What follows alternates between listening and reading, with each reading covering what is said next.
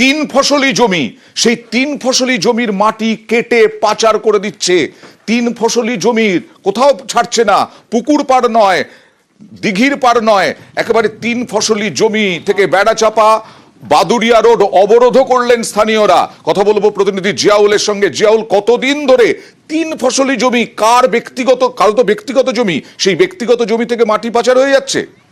দেখো, কৃষি জমি, তিন ফসলি কৃষি জমি, এবং সেখানে বেগুন ক্ষেত, অর্থাৎ সেখানে ভরা বেগুন ক্ষেতে সেই মাটি চুরি হয়ে যাচ্ছে রাতের অন্ধকারে। অর্থাৎ প্রভাবশালী রাজনৈতিক ব্যক্তি এবং পুলিশের মদত ছাড়া এই মাটি সম্ভব না, চুরি করা সম্ভব না, এমনটাই অভিযোগ করছেন এলাকার মানুষজন। এবং এই যে মাটি প্রায় রাতের অন্ধকারে বেশ কয়েকদিন ধরেই সেখানে মাটি চুরি হচ্ছে, এবং এতটাই প্রভাবশালী পঞ্চায়েত সদস্য থেকে এলাকার মানুষজন যখনই প্রতিবাদ করছেন তখনই ভয় দেখানো হচ্ছে, রাতে মেরে ফেলা হবে, এই ধরনের হুমকি দেওয়া হচ্ছে। ফলে বাধ্য হয়ে আজকে যখন এলাকার মানুষজন সোচ্চার হয় এবং বাদুড়িয়া বেড়াচাপা রোড অবরোধ করে বিক্ষোভ দেখাতে, তাদের একটাই দাবি যে রাত বাড়লেই মাটি মাফিয়া দৌরত্ব, বড় বড় ডাম্পার, ভারী গাড়ির দাপাদাপি এলাকায় বারংবার মানুষ সোচ্চার হয়েছেন, কিন্তু কে শোনে কার কথা। ফলে আজকের এই অবরোধেও আদৌ মানুষ মাফিয়া শুনবে কিনা সেটাও সন্দেহ। আর কৃষি জমিতে মাটি কাটছে রাত্রিরে, আমরা বারণ করা সত্ত্বেও আমাদেরকে মানছে না। প্রশাসনকে জানালাম, প্রশাসন এসে এখানে এসে একটু হয়ে উঠতে দেখালো, তাও ওরা মানছে না। পুলিশ কোনো অ্যাকশন নিচ্ছে না, ওই কারণে রাস্তা অবরোধ করেছি। আমরা আজ থেকে 15 বছর আগের থেকে বন্ধ করার চেষ্টায় আছি, কিন্তু মাটি যারা মাফিয়াগিরি করে তারা চুরি চাপটা করে কাটে, পয়সা কড়ি দিয়ে, নেতা ফেতা দিয়ে কাটায়। আমরা চাচ্ছি যে প্রশাসন যেন সঠিকভাবে কাজ করে যেন মাটি কাটা টোটাল যেন বন্ধ করে দেয়। কারা কাটছে? পাশের গ্রামে মাটির ব্যবসায়ী, তারাই কাটছে। হ্যাঁ, পুলিশ কেন ব্যবস্থা নেবে না? পুলিশ যেভাবে যে হালাতেই ফোন করেছে, পুলিশ সেই হালাতেই ব্যবস্থা নিয়েছে। না, আমরা তো চাইছি মাটি না কাটুক, তারা যদি গায়ে জোরে কাটে তো কি বলবো বলেন তো? জানিছি বলতে আমার ওপরে যারা নেতৃত্ব আছে তাদেরকে বললাম ফোন করে, তারাও দেখলাম যে মাটি কাটার বিরুদ্ধে, সবাই মাটি কাটার বিরুদ্ধে, কেউ চাইছে না যে মাটিটা কাটা হোক। রায়গঞ্জে চলে যাব এবার। মর্মান্তিক দুর্ঘটনা, বাবার মৃত্যু, মেয়ে আহত, তারপরে ডাম্পার জ্বালিয়ে দিল উত্তেজিত জনতা। আজ রায়গঞ্জে এই আহত হয়। কথা বলবো প্রতিনিধি মুক্তার সঙ্গে। কখন কোথায় রকম দুর্ঘটনা? 34 নম্বর জাতীয় সড়কে উকিলপাড়ায় যে রাস্তা রয়েছে এবং রেল গেট রয়েছে, সেখানে ডাম্পার দ্রুত গতিতে আছে এবং বাইক আরোহী যাচ্ছিল। সে বাইকে বাবা এবং মেয়ে কাজে যাচ্ছিলেন, সেই সময় পিছন থেকে সেই বাইককে ধাক্কা মারে এবং ডাম্পার প্রায় 40 ফিট তাদেরকে টেনে নিয়ে যায় এবং হাসপাতালে গেলে তার বাবার মৃত্যু হয়, সুভাষ দে সরকার। এবং তারপরে কিন্তু ওই এলাকার যারা আমজনতা ছিল সেই ড্রাইভারকে ধরে মারধর করা হয় এবং কে বা কাহারা কিন্তু ওই ডাম্পারে আগুন জ্বালিয়ে দেওয়া হয়। দাওয়া করে জ্বলতে থাকে সেই ডাম্পার এবং দমকলের একটি ইঞ্জিনে এসে সেই আগুন নিয়ন্ত্রণে আনে। সেই খবর পায় রায়গঞ্জ থানা পুলিশ এবং এসে নিয়ন্ত্রণে আনার চেষ্টা করে।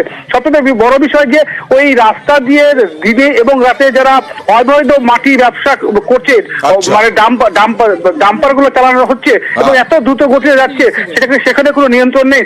এবং কিছুটা দূরেই শিলিগুড়ি মোড়, সেখানে প্রচুর ট্রাফিক পুলিশ থাকে, তাদের চোখের সামনে দিয়ে সেই ডাম্পার গুলো যাচ্ছে এবং ডাম্পারে নাম্বারও থাকছে না, সেরকম অভিযোগ করছে স্থানীয় বাসিন্দারা। সেই কারণেই কিন্তু এই দুর্ঘটনা ঘটেছে এবং একজনের মৃত্যু হয়েছে। তারপরেই কিন্তু রায়গঞ্জ থানা পুলিশ সেখানে ব্যারিকেড দেওয়া হয় এবং অবৈধভাবে মাটি কেটে নিয়ে যাওয়া হয়, ডাম্পারের নাম্বারও থাকে না। এই রকম ভাবে চলছে জাতীয় সড়কের ওপরে ডাম্পার, আর তাতে প্রাণ দিতে হলো এক ব্যক্তিকে, তার মেয়ে আহত। বাবার মেয়ে স্কুটি নিয়ে যাচ্ছিল, সেই সময় পিছন থেকে ডাম্পার এসে ওদেরকে নিয়ে যায়। অনেক দূর ছেঁচড়া চলে আসে, আমরা দাঁড়ানোর চেষ্টা করাই কিন্তু সে দাঁড়ায়নি। এটা তো আমরা বলতে পারবো না, এত জনতা আছে, এত পাবলিক আছে, এবার কে কি কেমন করে করেছে। কিসের গাড়ি এটা? এটা একটা মাটির গাড়ি, ডাম্পার, একদম মাটির চোর এগুলা। এবার একটু বাংলাদেশের দিকে নজর ঘোরানো যাক। পর ক্ষমতা আছে কি নেই, ফাঁকা বুলি আছে। কখনো কলকাতা দখল, আগরতলা দখল, কখনো গোটা দেশকে হুমকি দেওয়া হচ্ছে, আবার আমরা নাকি হুমকি হুঁশিয়ারি দিচ্ছি বাংলাদেশকে, এরকমও অভিযোগ। আর আজকেও এক ধর্মীয় প্রচারকের ফাঁকা বুলি। ভারত যদি বাংলাদেশে আধিপত্যবাদ বিস্তার করতে চায়, বাংলাদেশের 18 কোটি জনগণ সেটা রুখে দেবে। ভারত যদি গৌর গোবিন্দের ভূমিকায় নামতে চায়, দেশের 18 কোটি মুসলমান শাহজালালের ভূমিকায় নামবে। বন্ধুত্ব ইজ ওয়েলকাম, দাদাগিরি নয়। একটা প্রতিবেশী দেশ আছে, আমরা আমাদের দেশ নিয়ে যত ভাবি তারা তার চেয়ে বেশি ভাবে। ভারতের অনেকগুলো গণমাধ্যম ডিস ইনফরমেশন শেয়ার করেছে। আমাদের প্রতিবেশী দেশকে বলতে চাই, আমাদের দেশ নিয়ে আপনাদের ভাবার দরকার নাই, নিজের চরকায় তেল দেন, আপনারাও শান্তিতে থাকেন, আমাদেরকেও শান্তিতে থাকতে দেন। প্রতিবেশী যদি বন্ধু না হয়ে প্রভু হতে চায়, এরকম দানব প্রতিবেশী কেউ চায় না। আর সংখ্যালঘুদের ওপরে নির্যাতন চলছেই, এরকম বহু অভিযোগ আসছে। সেই সংখ্যালঘুদের কি একেবারে শূন্য করে দিতে চায় ইউনূস সরকার, বিশেষ করে তাদের প্রশাসনে?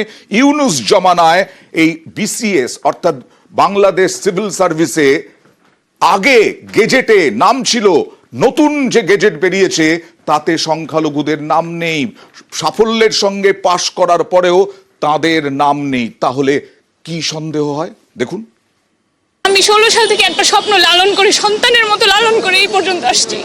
আমার এই বিসিএস এর জন্য আমার এত ত্যাগ, আমি এত কিছু পিছাইছি, এত কিছু ক্যান্সেল করছি, কিন্তু আজকে আমার এই কাঙ্ক্ষিত জবটা পেয়েও আমি জয়েন করতে পারতেছি না।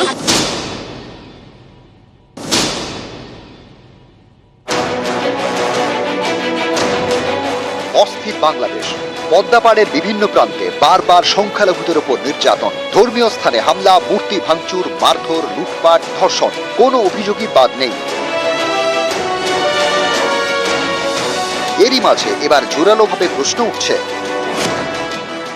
বাংলাদেশের সংখ্যালঘুদের কি সরকারি চাকরিও করতে দেওয়া হবে না?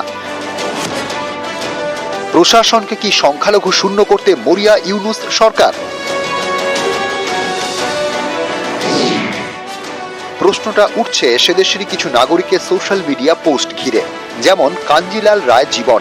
সম্প্রতি সোশ্যাল মিডিয়ায় তিনি লেখেন, গত 15 অক্টোবরে প্রকাশিত 43তম বিসিএস এর গেজেটে আমার নাম ছিল, আজ প্রকাশিত গেজেটে আমার নাম নেই। একবার গেজেটেড হয়ে আবার গেজেট থেকে বাদ পড়বো, এটা নতুন বাংলাদেশে আমি এইটুকু স্বচ্ছতা, এইটুকু জবাবদিহিতা আমি আশা করতেই পারি।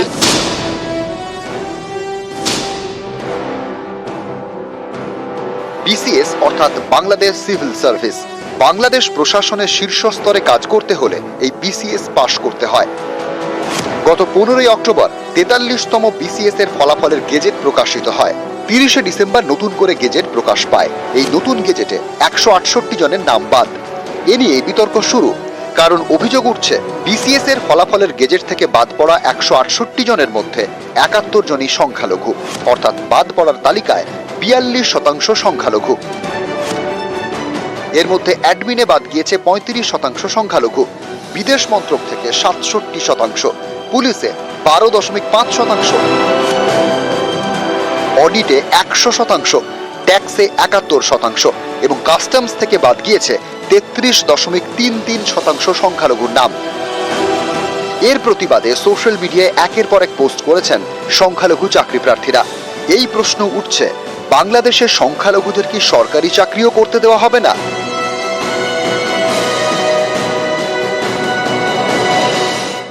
প্রশাসনকে কি সংখ্যালঘু শূন্য করতে মরিয়া ইউনূস সরকার?